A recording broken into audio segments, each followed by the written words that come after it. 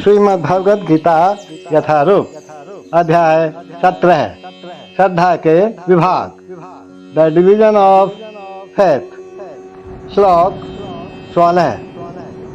देखो, पिछले श्लोक में भगवान ने वाणी की तपस्या बताई थी और अब इस श्लोक में भगवान अर्जुन को और अर्जुन के माध्यम से हम सबको मन की तपस्याएं किन्हें कहते हैं, मन की तपस्या क्या होती है, उसके बारे में बता रहे हैं।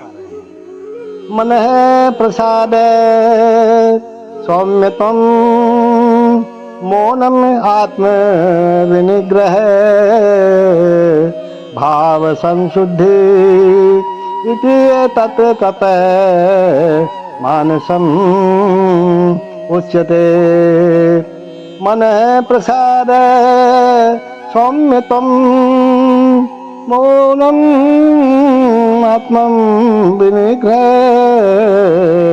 भाव संशुद्धि की एतत् तपः मानसम उच्यते।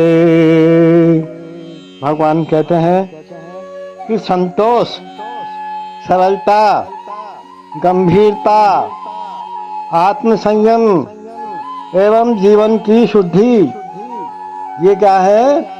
ये मन की तपस्याएं हैं। मन को संयमित बनाने का अर्थ है उसे इंद्रिय तृप्ति से अलग करना। उसे इस तरह प्रशिक्षित किया जाना चाहिए जिससे वह सदैव परोपकार के विषय में ही सोचे, दूसरों की भलाई कैसे हो इस बारे में ही ज्यादा विचार करे। मन के लिए सर्वोत्तम प्रशिक्षण विचारों की श्रेष्ठता ही होती है। मनुष्य को कृष्ण भावनामृत से विचलित नहीं होना चाहिए और इंद्रिय भोगों से, विषयों से सदैव बचना चाहिए। अपने स्वभाव को शुद्ध बनाना कृष्ण भावना भावित होता है। इंद्रिय भोग के विचारों से मन को अलग रख करके ही मन की तृप्ति या तुष्टि प्राप्त की जा सकती है। देखो, हम इंद्रिय भोग के बारे में जितना सोचते हैं ना, उतना ही मन अतृप्त होता जाता है। इस वर्तमान युग में हम मन को व्यर्थ ही अनेक प्रकार की इंद्रिय तृप्तियों के साधनों में लगाए रखते हैं और जिससे क्या होता है कि मन संतुष्ट हो ही नहीं पाता। अतएव सबसे बढ़िया विधि यही है कि मन को वैदिक साहित्य की ओर मोड़ा जाए, भगवान की तरफ मोड़ा जाए, क्योंकि ये संतोष प्रदान करने वाली कहानियों से भरा है। जैसे पुराण है, महाभारत है। कोई भी इस ज्ञान का लाभ उठाकर शुद्ध हो सकता है। मन को छल कपट से मुक्त होना चाहिए और मनुष्य को सबके कल्याण के विषय में ही सोचना चाहिए। गंभीरता का अर्थ है मनुष्य निरंतर आत्म साक्षात्कार के विषय में सोचता रहे। मैं कौन हूँ, मैं कहाँ से आया हूँ, मैं किसका अंश हूँ, मेरा क्या मकसद है, इस बारे में विचार करने से व्यक्ति को आत्म साक्षात्कार हो जाता है। कृष्ण भावना भावित व्यक्ति पूर्णतया इसी दृष्टि से मौन धारण किए हुए रहते हैं, कम बोलते हैं। वो मन निग्रह का अर्थ है मन को इंद्रिय भोग से पृथक करना, विषयों से अलग करना। मनुष्य को अपने व्यवहार में निष्कपट होना चाहिए और इस तरह उसे अपने जीवन को शुद्ध बनाना चाहिए। ये सब गुण मन की तपस्या के अंतर्गत ही आते हैं। And satisfaction, simplicity, gravity, self control and purification of one's existence are the austerities of the mind. See, to make the mind austere is to detach it from sense gratification.